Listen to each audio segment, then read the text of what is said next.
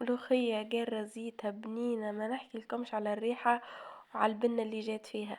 مستنسة نعمل فيها بالبقري وبالعلوش. اليوم قررت باش نعملها بالدجاج، وبالحق ما ندمتش اني عملتها بالدجاج. اول مرة نجربها، وطريقة خذيتها من الانترنت، وقلت اكيد اكيد كان نجح الفيديو ونجحت الوصفة.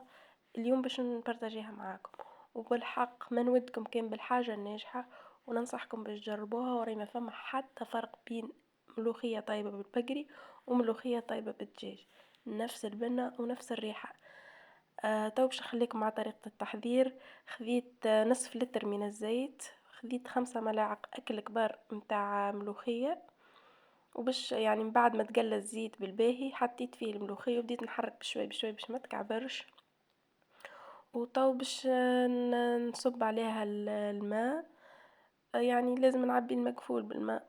أنا المقفول متاعي يهز 5 لتر متاع ماء، حطيت فيه 5 لتر. وباش الملوخية تاخذ وقتها في الطياب لازمها تاخذ وقتها هي في الطياب.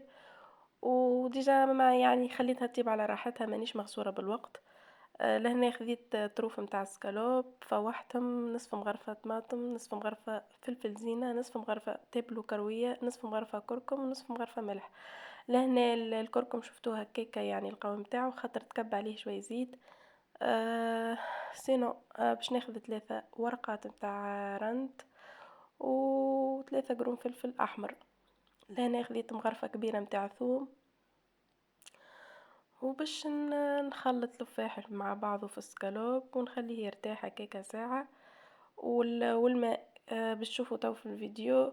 خليت المقفول لين يعني ولا نصف، يعني نص متاعه نشح متاع الماء، نصف الكمية متاع الماء نشحت. باش حطيت سكالوب خاطر ما ياخذش برشا وقت في الطياب. وخذيت سكالوب متاع داند يعني خاطرو يعني كاسح شوي مش كيما الاخر متاع البولي.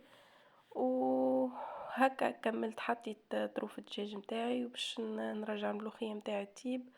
ولهنا ملوخيتي قرت زيتها ما شاء الله على الريحة. نودكم ونشهيكم، وراهي بالحق طريقة ناجحة 100%، وما فماش حتى فرق كما قلت لكم.